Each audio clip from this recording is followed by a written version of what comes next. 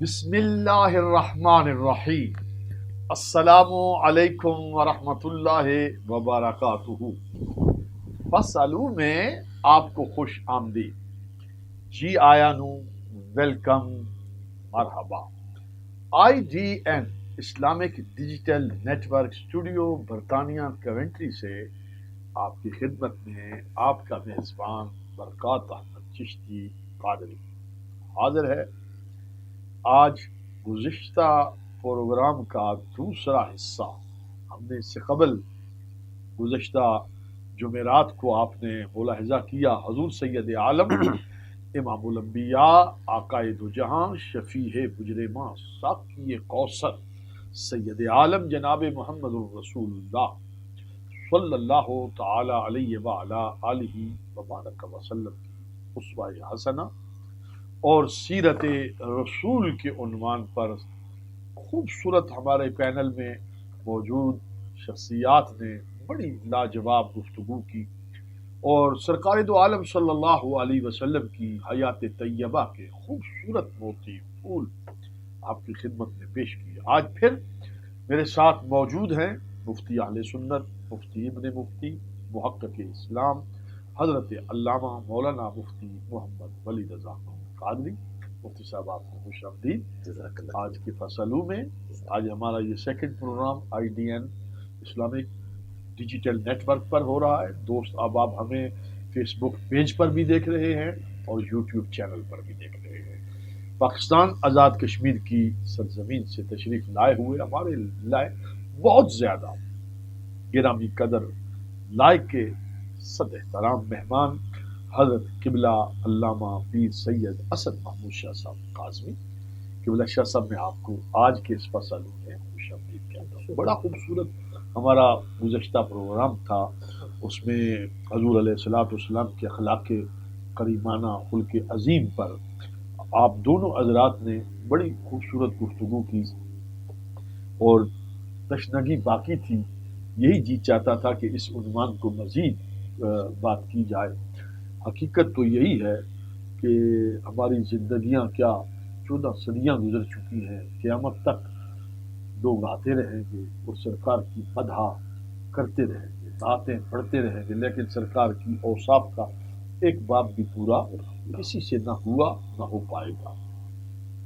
ہم سرکار علیہ السلام کی حیات طیبہ پر جب غور کرتے ہیں، ایک بڑا دلچسپ نقطہ میرے ذہن میں ابھی حاضر ہوا ہے آپ لوگوں کی برکت سے کہ 40 سال کی جو پہلی حیات طیبہ کا دور ہے، یعنی آپ 40 سال کی عمر مبارک میں آپ نے اعلان نبوت فرمایا۔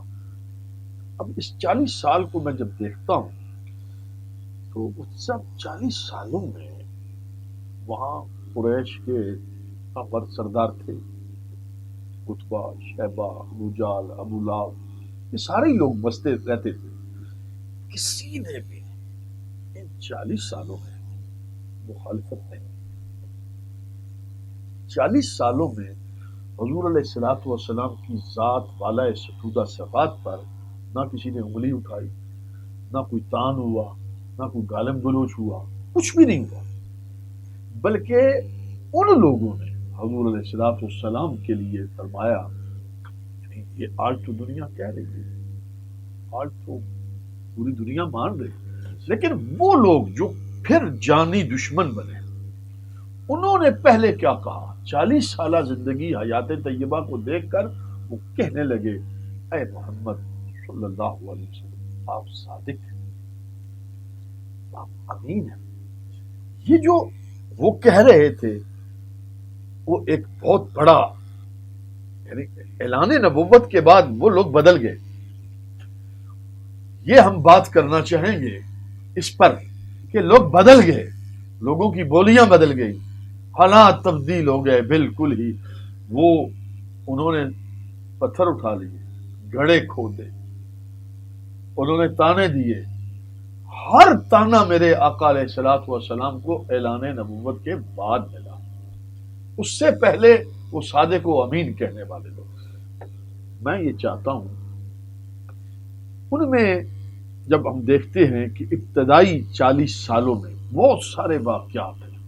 ایک بڑا مشہور واقعہ ہے، میں آج کے اس پروگرام کا آغاز بھی اسی سے کرنا چاہتا ہوں، جسے تاریخ اسلام میں حضور کی سیرت کے باب میں حلف الفضول کا واقعہ کہا جاتا ہے. حالانکہ ہم دیکھتے ہیں میسرہ کے واقعات ہمارے سامنے ہیں. حضور شام تشریف لے گئے، آپ کا تجارت کرنا، لین دین کے جو آپ کے معاملات تھے وہ بڑے بے مثال تھے. اس کے علاوہ بہت سارے یعنی واقعات ہمارے پاس موجود ہیں، لیکن ایک واقعے کو ہم پوچھنا چاہیں گے، اور یہ ہم سے پوچھا گیا ہے کہ حلف الفضول کسے کہتے ہیں. میں چاہوں گا کہ بلا شاہ صاحب تاریخ کا نہیں، یہ سیرت کا باب ہے، اور حضور علیہ الصلوۃ والسلام کے اسوہ حسنہ کا ایک خوبصورت عنوان ہے حلف الفضول. آپ اس پر اگر ہمیں ہمارے ناظرین کو آگاہ فرمائیں، روشنی ڈالیں. بسم اللہ الرحمن الرحیم، والصلاة والسلام علی رسول الکریم وعلی آلہ واصحابہ اجمعین.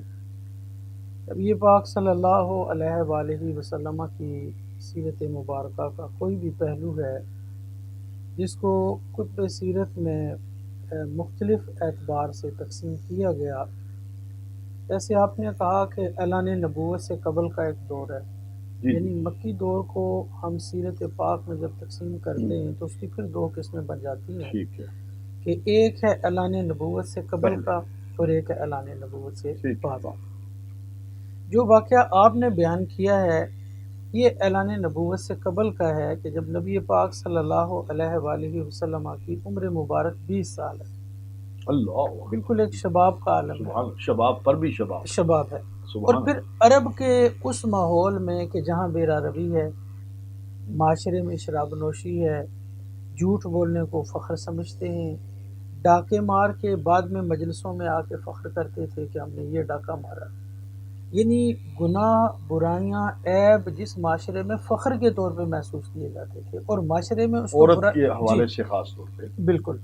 تو ایسے عالم میں عرب کے اندر جو نبی پاک صلی اللہ علیہ وآلہ وسلم کی حیات طیبہ ہے، جیسے کہ انٹرو میں بہت خوبصورت الفاظ میں آپ نے اس کو بیان کر دیا ہے کہ نبی پاک صلی اللہ علیہ وآلہ وسلم کی حیات طیبہ کا یہ پہلو بھی وہ ہے کہ جس کے بارے میں تمام وہ لوگ جو بعد میں بولیاں بدلی، جنہوں نے دشمنیاں کی، مخالفتیں کی، لیکن اس وقت بھی وہ نبی پاک صلی اللہ علیہ وآلہ وسلم کی ذات بابرکات کے حوالہ سے ایسے وہ تاثرات بیان کرتے تھے کہ جو تاریخ ریکارڈ کا حصہ ہے.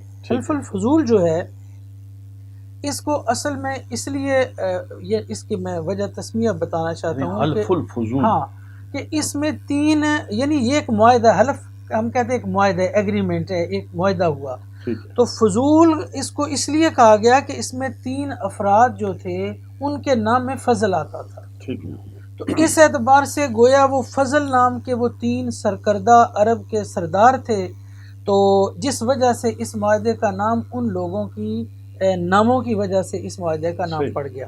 وہ تھا ایک فضل بن حارث، دوسرا تھا فضل بن وداع، اور تیسرے تھے فضل بن فضالہ. تو یہ چند آدمی جو سرکردہ تھے اس معاہدے کے، تو اس بنا پر اس کا نام جو ہے وہ حلف الفضول. جس طرح آج بھی ایگریمنٹ ہوتے ہیں، مثلا شملہ معاہدہ ہو گیا، جی جی جی علاقے کے نام سے وجہ یہ بن جاتی ہے کہ وہاں بیٹھے تھے تو اب معاہدے کا نام شملہ معاہدہ ہے. ہاں بالکل، بس اوقات جگہ کے نام سے ہوتا ہے، بس اوقات افراد سے. تو عرب کے اندر آپ یہ سمجھیں کہ ہمارے نبی پاک صلی اللہ علیہ وآلہ وسلم کی حیات طیبہ اس اعتبار سے کہ وہاں امن قائم کرنے کے اعتبار سے اور بالخصوص ظلم کے خلاف، چونکہ ہمیشہ سے ہی اسلام نے جو آواز بلند کی ہے اور جو نمایاں چیز تھی اسلام کی کہ اسلام انصاف کی بات کر رہا ہے. حالانکہ عرب معاشرے میں اس طرح کا کوئی توازن موجود ہی نہیں ہے. وہاں پہ قانون تھا کہ جس کی لاٹھی اس کی بھینس، یہ ہے، یعنی قانون نام کی چیز وہاں پہ قبائلی سسٹم تھا. قبائل میں آپ کو پتہ تعصب ہوتا ہے. قبائل میں قبلہ تعصب اس نوعیت کا ہوتا ہے کہ بسا اوقات ایک چھوٹی سی چیز کو لے کے قبیلے کا تعصب اور خاندان کا تعصب جو ہے وہ معاشرے میں بے روی پھیلاتا ہے، قتل و غارت گری پھیلاتا ہے. تو بہر کیف اس وقت نبی پاک صلی اللہ علیہ وآلہ وسلم کے جب اپنی خاص عمر شباب میں ہیں تو ایسے کچھ واقعات ہوئے جس میں بطور خاص ایک واقعہ تاریخ کی کتابوں میں بیان کیا جاتا ہے کہ کوئی آدمی جو ہے وہ باہر سے آیا مکہ معظمہ میں، تو اس کی بیٹی کو کسی سردار نے، عرب سردار نے کڈنیپ کر لیا۔ اللہ اب دیکھیں کہ ایک بچی کا معاملہ ایسا ہوتا ہے کہ باپ کے لیے وہ غیرت کا مقام ہوتا ہے، تو وہ بیچارہ دائیں بائیں گھومتا رہا اور لوگوں کے پاس جا کے فریاد کرتا رہا، کوئی داد رسی کرے، کوئی مدد داد کرے۔ رسی کرے، اچھا، لیکن کوئی اس کی داد رسی جو ہے وہ نہ کر سکا۔ تو پھر وہ نبی پاک صلی اللہ علیہ وآلہ وسلم کی بارگاہ میں آیا اور آپ نے پھر اس چیز کی طرف کہ ہم معاشرے میں امن قائم کریں گے اور ظالموں کا تعاقب کریں گے اور معاشرے میں ہر طرح کے ظلم کے خلاف جو ہے ہم بات کریں گے، تو اس اعتبار سے پھر آپ نے لوگوں کو موٹیویٹ کیا اور بطور خاص اس میں کچھ نوجوان بھی شامل ہوئے اور کچھ یہ بزرگ، جی یہ تینوں بزرگ، یہ بزرگ تھے، یہ خاصے جو ہے وہ عمر رسیدہ لوگ تھے، لیکن برکب چونکہ ہوتا یہی ہے نا کسی مجلس میں کہ نوجوان جتنے بھی ہوں برکب یہی سمجھا جاتا ہے کہ یہ بزرگ جو ہیں یہ کروا رہے ہیں۔ تو پھر ایک ایگریمنٹ ہوا، اس کی پوری ایک کمپائل کیا گیا، اس کو میں اس کی کچھ شکیں جو ہے وہ آپ کے سامنے پڑھ کے بیان کر دیتا ہوں۔ ان سے بھی پتہ چلتا ہے کہ ہمارے نبی پاک صلی اللہ علیہ وآلہ وسلم کا معاشرے میں رول کیا ہے۔ یہی وجہ ہے کہ اعلان نبوت سے پہلے کی، ناظرین یہ خاص طور پر نقطہ ذہن نشین رہے کہ بلا شاہ صاحب جو جواب دے رہے ہیں حلف الفضول کا، یہ اعلان نبوت سے پہلے جب امام الانبیاء صلی اللہ علیہ وسلم کی عمر مبارک ابھی صرف 20 سال تھی، اور یہ وہی چیزیں ہیں کہ جن سے متاثر ہو کر جو غیر مسلم ہے، مثلا ایک امریکن پروفیسر ہے Michael H Hart, Michael H Hart, وہ اب یا تو وہ صاحب زندہ ہیں یا ریسنٹلی کوئی انتقال ہوگا، مجھے علم نہیں، لیکن وہ اسی دور کے آدمی ہیں۔ اس شخص نے ایک کتاب لکھی ہے دی ہنڈریڈز، یعنی 100 وہ شخصیات کہ جنہوں نے معاشرے میں اپنی ذات سے، اپنے کردار سے ایک انقلاب برپا کیا اور معاشرے کے اندر امن قائم کرنے کے لیے اور انسانیت کی بقا کے لیے، انسانیت کی عزت کے لیے کام کیا۔ اس میں سے اس شخص نے گویا چوز اور گریڈنگ، 100 بندوں کا انتخاب کیا، اس کو گریڈنگ کیا، تو اس نے پہلے نمبر پہ ہمارے نبی پاک صلی اللہ علیہ وسلم کا نام لیا۔ تو یہ ان شکوں سے بھی پتہ چلے گا کہ کتنی اہم ترین چیزیں اس وقت اس معاہدے کا حصہ بنائی گئی، جس سے عرب کے اندر ایک امن کا پیغام ملا، انصاف کا پیغام ملا اور ظلم کا تعاقب کیا گیا۔ اس میں ایک شک یہ تھی جس پہ تمام کا یعنی اتفاق ہوا کہ ہم مظلوموں کا ساتھ دیں گے، خواہ وہ کسی قبیلے کے ہوں، یہاں تک کہ ان کا حق ان کو ادا کیا جائے، یعنی کوئی بھی مظلوم ہے، مساوات، جی ہم اچھا، چونکہ اس وقت یہ تھا کہ عرب قبیلے میں تقسیم تھا، ایک آدمی غلطی کرتا ہے تو سارے اس کے ساتھ ہیں، کیوں جی ہمارے قبیلے کا ہے، تو آپ نے اس عصبیت کی اس جڑ کو کاٹنے کی جو ہے وہ کاٹ کے رکھ دیا کہ اب ہمارے اس معاشرے میں ایسے نہیں ہوگا، بلکہ فرمایا کہ وہ مظلوم کسی بھی قبیلے سے ہو تو ہم اس کا ساتھ دیں گے، اور ظالم سے جب تک ہم اس کا حق لے کر مظلوم کے سپرد نہیں کر دیتے، ہم جو ہے وہ اس معاہدے کی روشنی میں سمجھیں گے کہ ہم نے اپنا کام نہیں کیا۔ دوسرا یہ تھا کہ ملک میں ہر طرح کا امن و امان قائم کریں گے، یعنی معاشرے میں جہاں قتل و غارت گری ہے، ڈاکہ زنی ہے، وہاں اس شک پہ عمل درآمد کروانا کہ جی ہم ملک میں امن و امان قائم کریں گے۔ تیسری بات جو وہاں پہ یہ ہوتی تھی، اکثر تاریخ میں آج بھی موجود ہے کہ کوئی مسافر آتے ہیں تو ان کو لوٹا جاتا ہے، ان کے ساز و سامان کو لوٹا جاتا ہے، باہر کے لوگوں کو، باہر کے شاہ صاحب یہ میں اگر اجازت دیں یہاں پہ بات، بڑی آپ نے خوبصورت بات کہی، یہ شک کا حصہ ہے۔ اب یہ دیکھیں نا، مسافروں کو پروٹیکٹ کرنے کا آج بھی سب سے زیادہ جو فراڈ ہوتا ہے نا، جن کی جیبیں کٹتی ہیں، دھوکہ ہوتا ہے، نوسر باز اور 9-2-11 یہ جو لوگ کرتے ہیں وہ ٹورسٹ کے ساتھ کرتے ہیں۔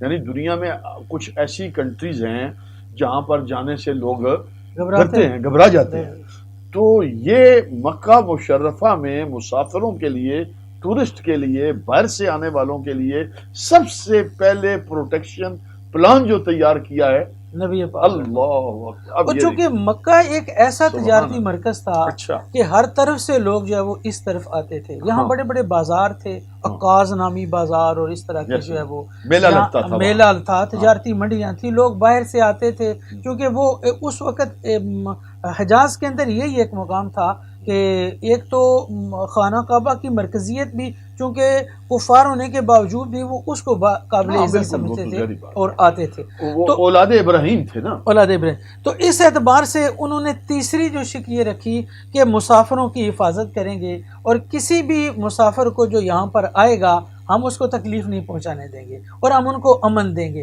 اور یہی وجہ ہے کہ عربوں کے اندر یہ بات ہوتی تھی کہ جب وہ کسی کو امن دے دیا کرتے تھے تو پھر وہ کبھی امن دینے والا اپنی جان کی بازی تو لگا دیتا تھا لیکن اس کو یعنی امن دے پناہ دینا پناہ جی کسی جی کو، جی۔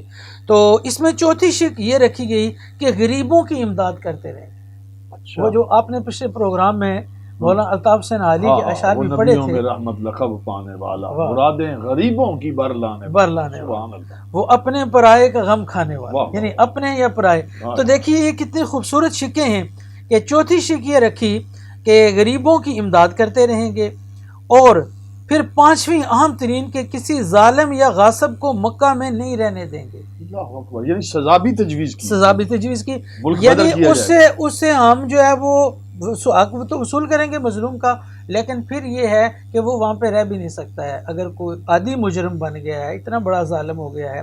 تو یہ پانچ اہم ترین شکیں تھیں، اور نبی پاک صلی اللہ علیہ وآلہ وسلم اس معاہدے پہ، حلف الفضول پہ آپ اتنا فخر کیا کرتے تھے کہ اعلان نبوت کے بعد آپ اکثر اس بات کو ذکر یاد کرتے کرتے، آپ، اور آپ فرمایا کرتے تھے کہ اس معاہدے کے دوران اگر مجھے کوئی سرخ اونٹ بھی دیتا کہ اس معاہدے سے پیچھے ہو جاؤ، اس میں اس کا حصہ نہ بنو سبحان اللہ، اور ہم سے سرخ اونٹ لے لو، واہ تو واہ، چونکہ عرب کے اندر پراپرٹی اونٹ ہی تھا، اونٹ تھا اور وہ یعنی بھی یہ سرخ، جانور ہی تھے، اور جانوروں میں جس طرح آپ یہ اس ہاں دور کی کون سی گاڑی ہے جس ہاں کو فراری کہہ سکتے ہیں، فراری وہ سمجھ لیں، بلگری نہیں، پتہ نہیں اس طرح کے نام جی جی لڑکے لیتے ہیں، جی ہاں جی، ہاں ٹھیک تو ہے، آپ یہ سمجھیں کہ اس دور کی ہاں یہ ایک قیمتی پراپرٹی سمجھی جاتی تھی۔ صحیح، اچھا، تو اونٹ جو تھا، جانوروں میں اونٹ سب سے قیمتی تھا، اور اونٹوں میں پھر سرخ اونٹ ہاں ویلیو ویلیو کی اس کی تھی۔ بڑھ گئی، تو نبی پاک صلی اللہ علیہ وآلہ وسلم فرمایا کرتے تھے کہ اگر مجھے کوئی سرخ اونٹ دیتا اور کہتا کہ اس سے ہٹ جاؤ ہاں تو میں ہرگز اس معاہدے سے نہ ہٹتا، واہ واہ میں واہ، ان اونٹوں کو تو نہ لیتا، سبحان، لیکن تو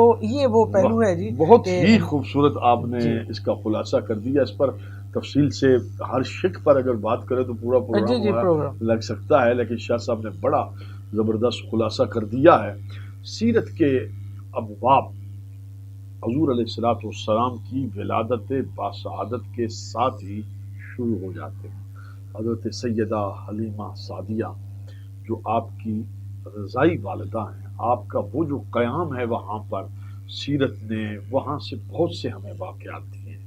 اپنے رضائی بہن اور بھائیوں کے ساتھ آپ کا وہاں رہن، وہاں عدل، وہاں انصاف، وہاں ان جو ہمدردی کے بہت سارے واقعات ہیں، لیکن ہم بڑے اختصار کے ساتھ جائزہ لیتے ہوئے آگے بڑھ رہے ہیں۔ گزشتہ پروگرام میں بھی ہم نے کچھ باتوں کا تذکرہ کیا۔ حضور علیہ السلام کی حیات طیبہ بالخصوص مکی زندگی میں دو اور بڑے واقعات ہیں جو علیہ السلام جانتے ہیں۔ ایک شیب ابی طالب ہے اور ایک واقعہ طائف کا واقعہ آتا ہے۔ طائف کا حضور علیہ السلام کا جو جانے کا ارادہ بنا ہے وہ عام الحزن اور معراج کے درمیان کا پیریڈ ہے۔ میں مفتی اسلام سے یہ چاہوں گا کہ طائف ایک بڑا مشکل وقت تھا، بہت تکلیف کا وقت تھا۔ حضرت ام المومنین سیدہ عائشہ صدیقہ بنت صدیق، مسلمانوں کی عزت، آبرو، حیا، علیہ السلام کی ماں، آپ نے حضور علیہ السلام سے پوچھا یا رسول اللہ صلی اللہ علیہ وسلم، احد کا دن زیادہ سخت تھا یا طائف کا؟ اللہ شاہ صاحب یہ بی بی پاک کیا پوچھنے کا وہ وقت، کیسا عظیم لمحات ہوں گے۔ اب سوال جب کہ احد کی دن کی سختی آپ جانتے ہیں، تو سرکار علیہ السلام نے فرمایا کہ عائشہ طائف احد سے زیادہ سخت تھا۔ مفتی صاحب، طائف کے بازار میں امام الانبیاء کھڑے ہیں، اس کی کیسے منظر کشی آپ کریں؟ بسم اللہ الرحمن الرحیم۔ کہ پیر صاحب نبی پاک صلی اللہ علیہ وسلم کی سیرت کا ہر پہلو ہمارے لیے ایک مشعل راہ ہے اور ضابطہ حیات ہے. جس واقعے کی طرف آپ ذکر فرما رہے ہیں، آپ نے اس وقت کو بیان کیا کہ عام الحزن. حضرت سیدنا ابو طالب رضی اللہ تعالیٰ عنہ آپ وہ ہستی ہیں کہ جنہوں نے اعلان نبوت کے بعد جو 10 سالہ نبی پاک صلی اللہ علیہ وسلم کا دور رہا ہے مکہ المکرمہ میں، جتنے بھی مصائب اور مشکلات کا سامنا نبی پاک صلی اللہ علیہ وسلم کو اس مکی دور میں کرنا پڑا، حضرت سیدنا ابو طالب رضی اللہ تعالی عنہ آپ وہ ذات ہیں کہ جو سب سے پہلے آگے بڑھی اور نبی پاک صلی اللہ علیہ وسلم کا ساتھ ہر مشکل وقت میں دیا. اور اسی طرح سے محسنہ اسلام حضرت سیدتنا خدیجۃ الکبریٰ رضی اللہ تعالی عنہا، یہ وہ ہستی ہیں کہ جب نبی پاک صلی اللہ علیہ وسلم کسی آزمائش کا سامنا کرتے، تکلیف کا سامنا کرتے، گھر میں واپس تشریف لاتے، تو یہ آپ صلی اللہ علیہ وسلم کو ایک دلاسا یا پھر آپ کو حوصلہ جو ہے وہ دیتے، یعنی اس ہستی کا انتخاب کیا. اور جب آپ غور فرمائیں کہ یہ جب دونوں ہستیاں پردہ فرما چکی ہیں، سیرت نگار لکھتے ہیں کہ نبی پاک صلی اللہ علیہ وسلم کا طائف کی طرف رخ کرنا اس کی وجہ کیا تھی؟ فرمایا کہ چونکہ ایک تو وہ حضور کا ننہال تھا، اور جب یہاں سے کفار مکہ نے طرح طرح کے ظلم کیے اور یہ دو ہستیاں بھی دنیا سے پردہ فرما چکی، تو نبی پاک صلی اللہ علیہ وسلم نے یہ ارادہ فرمایا کہ اب طائف کی طرف رخ کیا جائے، وہاں پر سرداران سے ملا جائے، چونکہ وہ حضور کا ننہال بھی ہے، ان کو یہ دعوت پیش کی جائے، تو وہاں سے نبی پاک صلی اللہ علیہ وسلم جس دین کی تبلیغ فرما رہے ہیں وہاں سے اس کا آغاز ہو. یہ نبی پاک صلی اللہ علیہ وسلم کا منشا تھا، اور امید تھی کہ وہاں سے کوئی مثبت پہلو نکلے گا، تبلیغ کا ایک مثبت جو ہے وہ رویہ وہاں سے لوگ قبول اسلام کریں گے، قبول اسلام کریں گے. لیکن جو آپ نے ابھی حضرت ام المومنین عائشہ صدیقہ رضی اللہ تعالی عنہا آپ کے فرمان کا ذکر کیا، آپ نے جب سوال فرمایا تو وہ سوال ایک یعنی حضور نے اس کا تقابل پیش کیا. آپ نے یہ عرض کیا کہ حضور آپ پر کوئی احد سے زیادہ مشکل دن بھی گزرا ہے، جیسا کہ روایات میں آتا ہے کہ احد کا دن سخت تھا، حضور کو بھی تکلیف پہنچائی گئی، بڑے بڑے صحابہ 70 جلیل القدر لوگ شہید ہوئے، اور بالخصوص سید الشہداء امیر حمزہ رضی اللہ تعالیٰ عنہ. نبی پاک صلی اللہ علیہ وسلم نے فرمایا، ام المؤمنین حضرت عائشہ صدیقہ رضی اللہ تعالیٰ عنہ آپ کو فرمایا کہ مجھ پر وہ دن بہت سخت تھا کہ جب طائف کی طرف میں گیا اور جو کچھ مصائب تیری قوم نے کیے مجھ پر وہ تو کیے، فرمایا کہ طائف سے جو تکلیفیں مجھے پہنچی فرمایا کہ وہ احد کے دن سے بھی سخت تھیں. اب ذرا غور فرمایا قبلہ کہ نبی پاک صلی اللہ علیہ وسلم نے سرداران کو جا کر پہلے دین حق کی دعوت دی، اور نبی پاک صلی اللہ علیہ وسلم نے اس پیغام کو پیش کیا جو اللہ تبارک و تعالیٰ کی طرف سے آپ کے ذمہ کرم میں تھا. بات صرف یہیں تک مکمل ہو جاتی کہ سیرت کے ایک پہلو سے ہمیں یہ چیز بھی ملتی ہے کہ ایک زبان سے دیے ہوئے جو تکلیف ہوتی ہے وہ بھی بہت زیادہ ہوتی ہے. جب آپ کو ڈس ریسپیکٹ کیا جائے، جن سرداران کے پاس نبی پاک صلی اللہ علیہ وسلم آپ تشریف لے کر گئے تھے، انہوں نے جو جملے اور جو الفاظ نبی پاک صلی اللہ علیہ وسلم کی شان میں کہے وہ زبان سے دہرائے نہیں جا سکتے، اور ہمارے بزرگوں نے کبھی دہرائے بھی نہیں. جی، لیکن صرف یہاں تک بات رہتی تو پھر بھی یہ بھی سیرت کا ایک بہت بڑا پہلو تھا کہ نبی پاک صلی اللہ علیہ وسلم نے عفو درگزر کیا، بلکہ انہوں نے یہاں پر بھی اختتام نہیں کیا، بلکہ اوباش لڑکوں کو تیار کیا کہ جنہوں نے نبی پاک صلی اللہ علیہ وسلم کو تکالیف پہنچائی. حضور خود اس چیز کو واضح فرما رہے ہیں امام بخاری کتاب الخلق میں اس حدیث مبارکہ کو لے کر آ رہے ہیں۔ نبی پاک صلی اللہ علیہ وسلم نے ارشاد فرمایا کہ جب میں وہاں سے واپس پلٹا جب ان سرداران کے پاس سے، تو آپ فرماتے ہیں وَأَنَا مَحْمُومٌ عَلَى وَجْهِي فَلَمْ أَسْتَفِقْ إِلَّا وَأَنَا بِقَرْنِ الثَّعَالِبِ، فرمایا کہ جب میں وہاں سے پلٹا تو حالت یہ تھی کہ میں بہت غم میں تھا، اور جب تھوڑی حالت سنبھلی تو میں اس وقت قرن ثعالب پر پہنچ چکا تھا، جو کہ ایک مقام ہے۔ فرمایا کہ جب میں وہاں پر پہنچا فَرَفَعْتُ رَأْسِي، تو میں نے اس وقت اپنا سر آسمان کی طرف اٹھا کر دیکھا۔ فرمایا کہ فَإِذَا أَنَا بِصَاحِبَةٍ قَدْ أَظَلَّتْنِي، ایک بادل کا ٹکڑا دیکھتا ہوں کہ جس نے مجھ پر سایہ کیا ہوا ہے۔ فرمایا کہ اس میں سے حضرت جبریل علیہ السلام نے مجھے ندا دی اور فرمایا کہ ان اللہ قد سمع قول قومک لک وما ردوا علیک وقد بعث الیک ملک الجبال لتأمرہ، فرمایا کہ اللہ تبارک و تعالی نے اور ان فرشتوں نے اس قول کو سن لیا ہے کہ جو سرداران نے آپ کے سامنے کہا ہے، یعنی وہ الفاظ بدتمیزی کی ہے، یعنی اب وہ اس قدر، یعنی اگر اس سیرت کے باب کو یوں بیان کیا جائے تو وہ الفاظ اتنے سخت تھے کہ حضرت جبریل علیہ السلام آپ عرض کر رہے ہیں کہ حضور سن لیا گیا ہے اور رب تعالیٰ یہ فیصلہ فرما چکا ہے کہ اگر آپ حکم فرما دیں تو یہ قوم دو پہاڑوں کے درمیان بس رہی ہے، فرمایا کہ ان دونوں پہاڑوں کو جو ہے وہ جوڑ دیا جائے، یہ سب کے سب یہیں پر جو ہے وہ تباہ ہو جائے، ریزہ ہو جائیں۔ لیکن حدیث پاک کے جو الفاظ ہیں، نبی پاک صلی اللہ علیہ وسلم نے ارشاد فرمایا فقال النبی صلی اللہ علیہ وسلم بل ارجو ان یخرج اللہ من اصلابہم من یعبد اللہ وحدہ لا یشرک بہ شیئا، فرمایا کہ میں یہ امید کرتا ہوں کہ اللہ رب العزت ان کی صلبوں میں سے وہ لوگ پیدا کرے گا کہ جو اللہ رب العزت کی عبادت اس طرح سے کریں گے کہ اس کی ذات کے ساتھ کسی کو شریک نہیں ٹھہرائیں گے۔ اب ذرا غور فرمائیں کہ اللہ تبارک و تعالیٰ کی منشا جو ہے وہ اس بات کا ارادہ کر چکی ہے، اور بتانا یہ مقصود ہے کہ جس ذات کو آپ کی طرف مبعوث کیا گیا ہے ان کی سیرت کا یہ پہلو کہ کتنے آپ رحیم ہیں کہ اتنا ظلم ہونے، اتنے مصائب آپ پر جو ہے وہ توڑے گئے، لیکن اس کے باوجود آپ یہ فرما رہے ہیں کہ میں یہ امید کرتا ہوں کہ ان کی صلبوں میں سے اللہ رب العزت ایسی قوم، ایسے لوگوں کو پیدا کرے گا کہ جو اللہ رب العزت کی ذات کے ساتھ کسی کو شریک نہیں ٹھہرائیں گے۔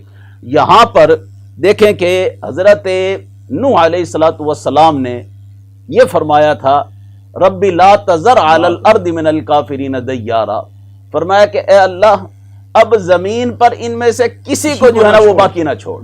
لیکن جو مصائب اور جو آزمائشیں حضور نے جو ہے وہ اس طائف کے طرف سے دیکھی، موقع پر پتھر جب برسائے گئے سرکار علیہ السلام پر، آپ ایک باغ میں تشریف لے گئے، جی بالکل اس کا ذکر بھی ہے، یعنی وہاں پر جس کو نخلا کہا جاتا ہے اس جگہ پر بھی آپ انگوروں کا باغ، جی انگوروں کے اس باغ، اس جگہ پر انگوروں کی بیل کے نیچے نبی پاک صلی اللہ علیہ وسلم نے وہاں پر سہارا لیا کہ جب یہ اوباش قسم کے طائف کے نوجوان نبی پاک صلی اللہ علیہ وسلم کو تکلیف پہنچا رہے تھے، آپ کے پاؤں مبارک کو زخمی کیا گیا، آپ کو طرح طرح کی تکلیف سے جو ہے وہ سامنا کرنا پڑا، تو جس جگہ پر آپ جا کر تھوڑی دیر کے لیے بیٹھے تو وہی انگوروں کا ایک بیل تھی، روایات میں آتا ہے کہ جہاں پر نبی پاک صلی اللہ علیہ وسلم، وہ ایک دوسرا واقعہ بھی وہاں پر ذکر کیا گیا، وہ عورت والا، اور وہاں پر جو نبی پاک صلی اللہ علیہ وسلم کے ساتھ جو ہے وہ پیش آئے وہ لوگ، وہ ایک ذکر بالکل روایات میں ملتا ہے۔ لیکن قبلہ یہاں پر قابل غور بات یہ ہے کہ آج ہم دیکھتے ہیں کہ جب ہمیں کوئی تکلیف پہنچتی ہے تو ہمارے اندر اتنا صبر نہیں ہوتا۔ اچھا، وہ انتقام جو پیدا ہوتا ہے، کوئی ہمیں تکلیف دے جی تو اندر سے جو انتقام کا جذبہ ایک اندر انسان سے کہ وہ اگلے کو اس سے بڑھ کر تکلیف دے، تو یہاں تو سرکار علیہ السلام کو آفر کی گئی، اللہ تعالیٰ فرما رہے ہیں، فرشتے اتر رہے ہیں پہاڑوں کے لیے، سرکار کیا قابل غور بات یہ ہے کہ امام بخاری جس باب میں اس حدیث پاک کو لا رہے ہیں وہ باب یہ ہے کہ جب مل کر دعا کی جائے تو جب دعا کی جائے تو اس پر فرشتے بھی آمین کہتے ہیں، اس باب میں امام بخاری اس حدیث پاک کو لے کر آ رہے ہیں، جس کا مطلب کیا ہے کہ حضور اگر دعا فرما دیتے تو نہ صرف فرشتے آمین کہتے بلکہ فرشتے تو مامور کر دیے گئے تھے کہ ادھر حضور جو ہے وہ اشارہ فرمائے، ادھر جو ہے وہ پہاڑوں کو جوڑ دیا جائے. لیکن یہاں پر نبی پاک صلی اللہ علیہ وسلم کی اس رحمت کو واضح کرنا تھا کہ جس شان کے ساتھ آپ تشریف لائے ہیں وَمَا أَرْسَلْنَاكَ إِلَّا رَحْمَةً لِّلْعَالَمِينَ، حضور نے ارشاد فرمایا کہ ان کی صلبوں میں سے ایسے لوگ پیدا ہوں گے کہ جو دعوت لے کر میں یہاں پر آیا ہوں، فرمایا کہ وہ اس دعوت کو قبول کریں گے. یہ ہے نبی پاک صلی اللہ علیہ وسلم کی رحمت کا پہلو. اور جو ہم معاشرے کو ایک چیز بتانا چاہتے ہیں وہ یہ ہے کہ بعض دفعہ ہمیں زبانوں سے جو تکلیف پہنچتی ہے نا تو وہ بڑا دل کو زخمی کرتی ہے، لیکن حضور نے اس مقام پر اس دعا سے پہلے اللہ رب العزت کی بارگاہ میں جو کلمات عرض کیے تھے وہ یہی تھا کہ اے باری تعالیٰ میں ان کے پاس گیا تھا، تیرا پیغام ان تک پہنچایا ہے، لیکن انہوں نے جو معاملہ میرے ساتھ کیا ہے فرمایا کہ اے باری تعالیٰ اس میں میں خود کو تیری پناہ میں دیتا ہوں. یعنی انہوں نے میرے ساتھ معاملہ اچھا نہیں کیا. تو یہاں سے بھی ہمیں ایک سبق ملتا ہے، یہ مجھے نہیں جانتے، یہ مجھے نہیں جانتے ہیں. تو یہاں سے بھی ایک سبق ملتا ہے کہ جب ہمیں کوئی تکلیف پہنچتی ہے تو اس میں یہ نہیں ہوتا کہ ہم بالکل جو ہے وہ فوراً سے آگے سے اس کو جواب دینا شروع کر دیں، بلکہ اپنے آپ کو رب تعالیٰ کی بارگاہ میں اس کے حضور پیش کر دیں، اس کی پناہ میں دے دیں. جیسا کہ اس موقع پر کہ جو سب سے زیادہ تکلیف دہ مرحلہ ہے اللہ کے حبیب نے خود کو اللہ تبارک و تعالیٰ کی بارگاہ میں پیش کر دیا. تو یہ ایک سیرت کا ایسا پہلو ہے قبلہ کہ اس دور میں. اور یہاں پر ایک قابل غور بات یہ ہے کہ حضور کی عمر مبارک دیکھیے کہ یہاں پر مورخین لکھ رہے ہیں کہ یہ نبوی سن کا 10واں سال تھا، 50 years، یعنی 50 سال کی آپ کی عمر مبارک ہو چکی ہے. اور یہ وہ عمر مبارک میں یہ صعوبت تکلیف اٹھانا. جی ہمارے لوگ یہ کہتے ہیں کہ اگر 40 سے اوپر ہم گزر جائیں تو بس اب ہمارے لیے وہ کام نہیں ہے، وہ قوت برداشت ہماری ختم ہوگی. نہیں، معاملہ یہ ہے کہ یہ دین جو اللہ تبارک و تعالیٰ نے ہمیں عطا کیا ہے، شریعت اسلام کی اہمیت اور اس دین کی اہمیت اتنی زیادہ ہے کہ اگر دنیاوی اور اخروی کامیابی اگر تم چاہتے ہو تو تمہیں اس دین کے ساتھ یوں وابستہ ہونا پڑے گا اور اس دین کی اشاعت اور تبلیغ اور اس دین کے ہر پہلو کو، ہر گوشے کو اپنی ذات پر یوں منطبق کرنا پڑے گا کہ تمہارے عمل سے یہ سبق آگے تک جائے کہ جس دین کی تبلیغ حضور نے اتنی مصائب میں اور اتنی سخت تکلیفوں میں کی ہے وہ دین برحق ہے، اور اس دین میں ہر پہلو کو اللہ تبارک و تعالیٰ نے رکھا ہے. ہر طرح سے جو ہے وہ اس دین میں عافیت اور سلامتی ہی ہے. لہذا قبلہ میں یہاں پر یہی عرض کرنا چاہوں گا کہ حضور کی سیرت کا یہ پہلو یہ ہمیں عفو درگزر اور پھر ایک امید کا سبق دیتا ہے. نا امیدی کو قرآن مجید فرقان حمید میں بھی اللہ تبارک و تعالیٰ نے ناپسند فرمایا ہے، اور نا امید ہونا بھی نہیں چاہیے. اس سے ایمان کمزور ہوتا ہے. بندے کو اپنے مقصد میں اسی طرح سے ثابت قدم رہنا چاہیے، اور یہی ویژن اور یہی بندے کا ایک نظریہ ہونا چاہیے، جیسا کہ حضور نے ارشاد فرمایا کہ ان کی صلبوں میں سے پیدا ہوں. بہت ہی خوبصورت آپ نے اس طائف کے دردناک واقعات کو، سرکار علیہ الصلوۃ والسلام نے پتھر کھائے، آپ کا جسم اقدس لہو لہان ہوا، اور یہاں تک کہ پاپوش مبارک جو ہیں خون سے بھر چکے تھے، جو روایت بخاری کی آپ نے پیش کی ہے. اب اس کے جواب میں سرکار کیا خوبصورت بات فرماتے ہیں، اس کا ترجمہ بڑے عمدہ انداز میں ہوا ہے کہ یہ سن کر رحمت للعالمین نے ہنس کے فرمایا. جب وہ کہا گیا نا کہ اگر حکم دیں تو پہاڑ ملا دیے جائیں، ہواؤں کے فرشتے پہنچ رہے ہیں، جی آسمان سے پتھروں کی بارش کر دی جائے، ان کے نام و نشان ہی مٹا دیے جائیں، ان کو ختم و فنا کر دیا جائے. جب یہ کہا گیا تو سرکار نے فرمایا یہ سن کر رحمت للعالمین نے ہنس کے فرمایا میں اس دنیا میں قہر و غضب بن کر نہیں آیا، اس سر پر تو رحمت للعالمین ہی کا تاج ہے. یہاں پر رؤوف قبلہ رحیم. چھوٹا سا جملہ دیکھیں کہ اگر حضور کا یہ فرمانا کہ چونکہ منشا تو جو ہے وہ ارادہ ہو چکا تھا، اگر حضور فرماتے تو مل جاتے پہاڑ، لیکن اگر یہاں پر حضور نے نہ فرما دی وہ بچ گئے، تو پھر آپ کیا سمجھتے ہیں کہ قیامت میں ایسے تو نہیں اعلیٰ حضرت فرماتے کہ رب سلم اے صدائے محمد رضا سے پل سے اب وجد کرتے گزریے. تو اب یہ دیکھیں یہ دنیا کا بھی ایک معاملہ ہے. بالکل آپ کی بلا. میں ایک بات مجھے بھی ایک اور اگر اجازت ہو. اچھا جب سرکار واپس پلٹے نا، جب آپ جا رہے تھے تو آپ نے وہاں پر اوپنلی بات کی تھی کہ تم میری بات نہیں سن رہے. اہل مکہ کو سرکار نے بار بار تم نے میری بات نہیں سنی، بار بار سرکار.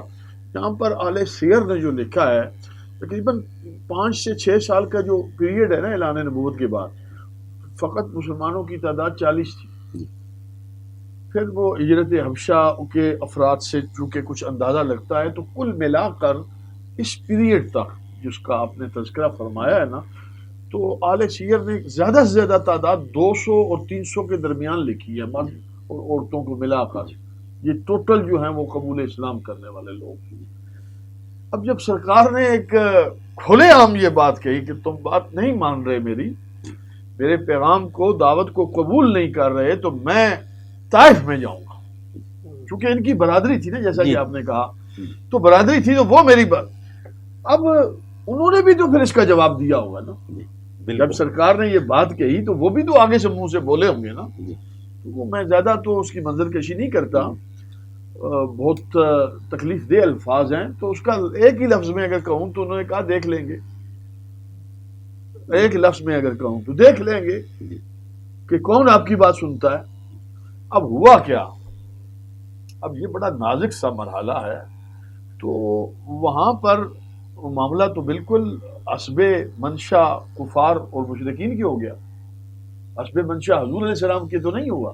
سرکار نے تو فریضہ ادا کرنا ہے، دعوت دینی.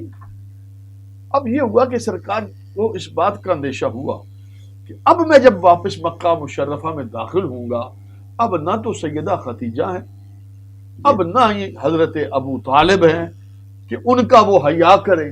اب سرکار کو اس بات کا اندیشہ ہو گیا کہ یہ اب ہاتھ اٹھائیں گے اور یہ کچھ تکلیف پہنچانے کی کوشش کریں گے. تو سرکار حضرت زید کے ساتھ بار وہ جو مقام آپ نے ذکر کی ہے وہاں سرکار نے قیام فرمایا.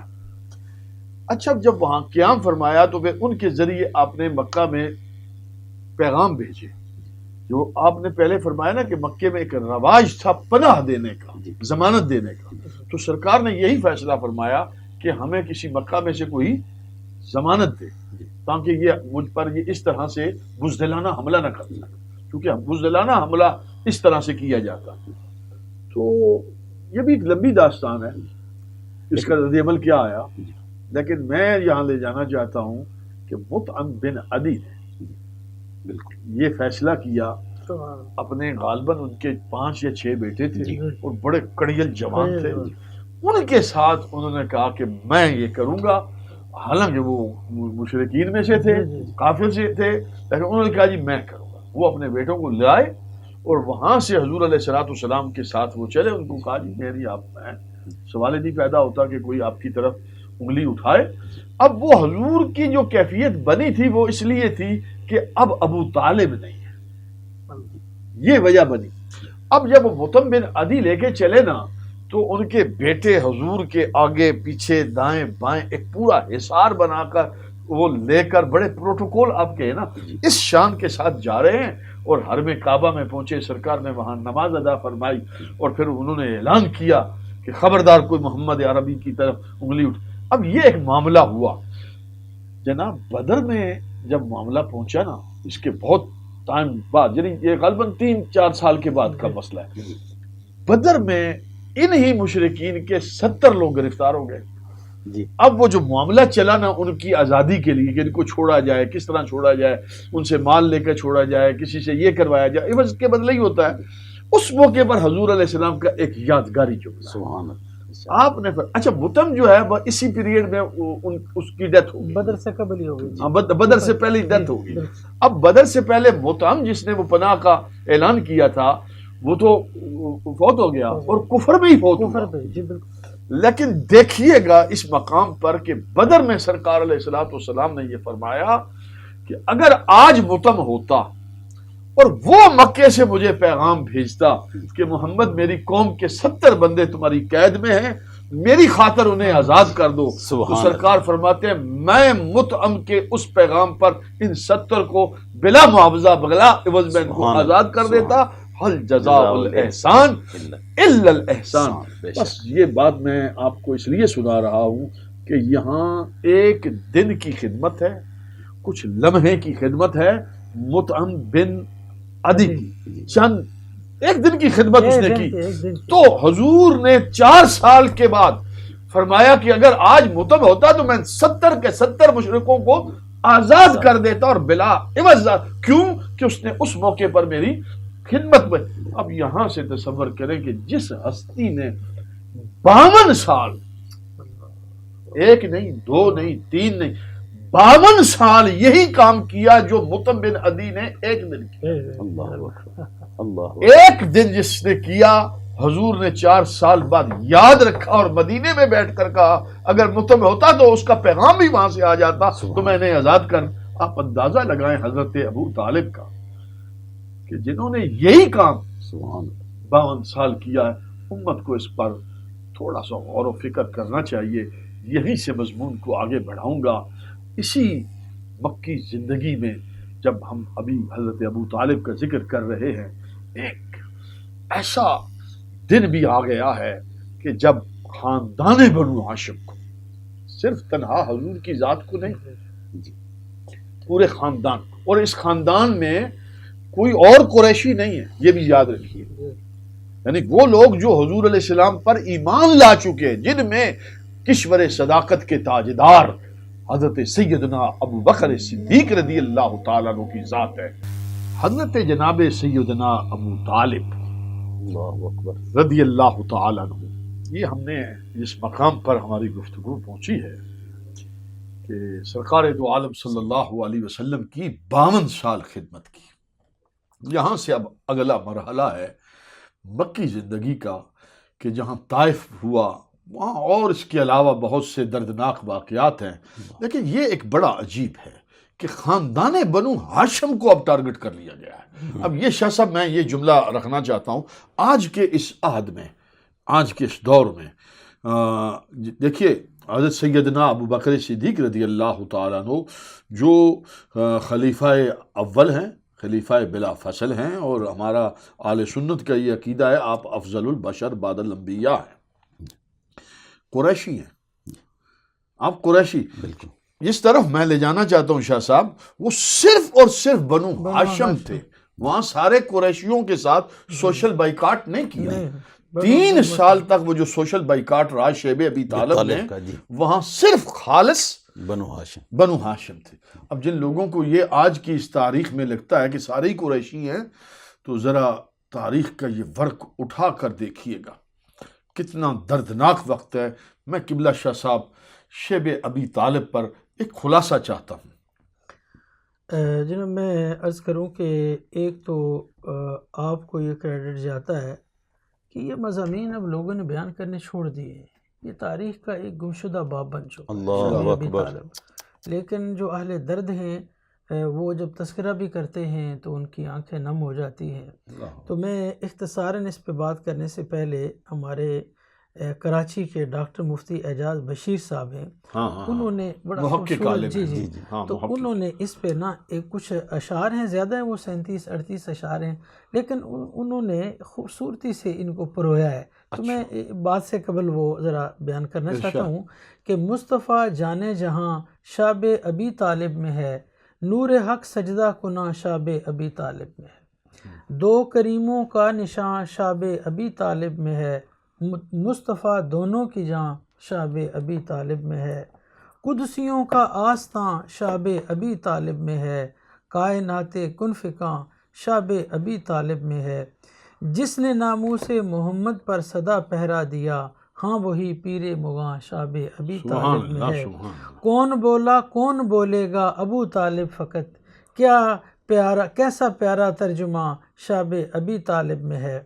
اور جس کی ہیبت سے لرزتا کاروان کافراں، ہاں وہی حمزہ وہاں شاب ابی طالب میں ہے۔ اور شیر یزداں شاہ مرداں طالبی آنکھوں کا نور، شیر یزداں شاہ مرداں طالبی آنکھوں کا نور، ہاں علی شاہ زماں شاب ابی طالب میں ہے۔ ایک طرف عباس و حمزہ اور ایک جانب علی، خود ابو طالب یہاں شاب ابی طالب میں ہے۔ بہت خوبصورت اشعار ہیں۔ اور جی وہ آگے کہتے ہیں بت فروشوں نے مقاطع کر کے بھی پایا نہ کچھ، بت فروشوں نے مقاطع کر کے بھی پایا نہ کچھ، کامیابی کا سما شاب ابی طالب میں ہے۔ حق سمجھ کر ساتھ تھے وہ حق پہ قرباں ہو گئے، اختتام داستاں شاب ابی طالب میں ہے۔ بعد ابو طالب کہا کس نے قصیدہ عشق کا، پیشوائے شاعراں شاب ابی طالب میں ہے۔ شاعری لازم نہیں بس چاہیے ذوق جنوں، اور پھر فیض رساں شاب ابی طالب۔ 3 سال تک حضور علیہ الصلوۃ والسلام خاندان بنو ہاشم کے ساتھ شیب ابی طالب میں آپ کا سوشل بائیکاٹ کیا گیا، اور وہ جو 3 سال ہیں، 3 سال 1000 دنوں سے اوپر کی بات ہے، ایک دن گزارنا کسی گھاٹی میں اور 1000 دن گزارنا بچوں کے ساتھ۔ خاتون جنت سیدہ فاطمہ زہرا پاک بھی اس جگہ موجود تھی، سرکار کی باقی آل اولاد خاندان، یہ صرف خاندان بنو ہاشم کے ساتھ ایک سوشل بائیکاٹ کیا گیا۔ ان کا کھانا کیا تھا؟ وہ درختوں کی جڑیں، درختوں کے پتے کھاتے تھے۔ اللہ اکبر۔ جبکہ اسی پہاڑی کے دامن میں حضرت سیدہ خدیجۃ الکبریٰ کے مال کے اونٹ غلے سے لدے ہوئے موجود تھے، لیکن ظالم ایک دانہ اوپر نہیں لے جانے دیتے تھے۔ اتنا کٹھن، اتنا مشکل، اتنا تکلیف دہ وقت خاندان بنو ہاشم نے گزارا ہے۔